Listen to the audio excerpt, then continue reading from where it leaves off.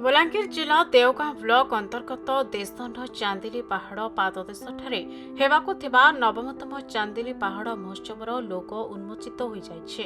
ଏହି ମହୋତ୍ସବ ଚଳିତ ମାସ 31 ତାରିଖ ଠାରୁ ଜାନୁଆରୀ 4 ତାରିଖ ପର୍ଯ୍ୟନ୍ତ ଅନୁଷ୍ଠିତ ହେବା ସହ 24 ପ୍ରହରୀ ଓ ରାବଣ ଦରବାର କରାଯିବାକୁ ମହୋତ୍ସବ କମିଟି ପକ୍ଷରୁ ସୂଚନା ଦିଆଯାଇଛି। नवम चांदिली पहाड़ महोत्सवटा चलित डिसेम्बर 31 तारिख रु आसंता जनवरी 4 तारिख 5 दिन धरिक महासमारोह देशर चांदिली पहाड़ पाददेश अनुष्ठित हवा। इथिर लगी 10टा सांस्कृतिक दल अंशग्रहण करवा लगी निष्पत्ति हो से भी बछा सरी जाइछन। 24 प्रहरी नामयज्ञ ये जगह अनुष्ठित हवा। अन्न छत्रर व्यवस्था होइछे। मीना बजार ठू आरंभ करी रावण दरबार पर्यंत ये जगह अनुष्ठित हवा। हजार हजार संख्यार नर नारी ये जगह उपस्थित रहे। ब्रह्म अलेख यज्ञ विश्व शांति लगी जगह करा एवं आम आशा करूँ समस्त सहयोग में गला वर्ष तो 5-7 हजार लोग प्रतिदिन आसुले ये वर्ष 10,000 ऊर्ध्व लोक प्रतिदिन जगह आसबे एवं आपण मानकु विनम्र अनुरोध आपण माने भी आसिक कार्यक्रम आमको सहयोग करो।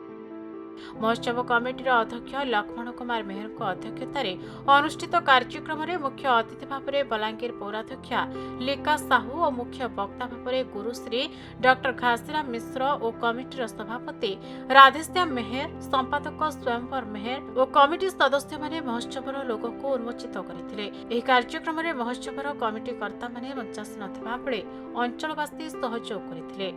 चांदिली पहाड़ गोटे विराट विराट इतिहास इतने बहन करुचे।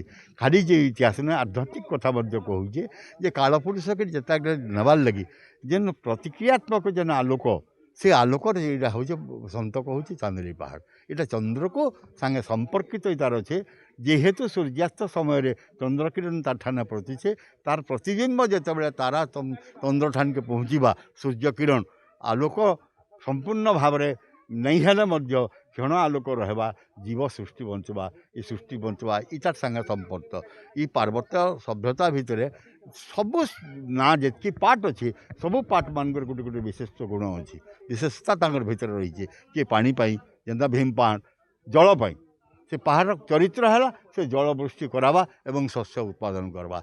आज जान आम जेन पहाड़ उत्सव करवा के जाऊँ इनर जेन अधिष्ठात्र देवी देवी देवता पूजा करवा के जाऊँ इटा एकमात्र ये ये पहाड़ रहु सृष्टि रहबा एवं इसे वन पर्वत पहाड़ ठाणु झरणा पर्यंत समस्ते फिर चिरस्रोता हो रहे एवं इतार विनाश हेले आमर समस्त विनाश हम। बलांगीर गुप्तेश्वर पृष्टि रिपोर्ट खबर ओडिशा।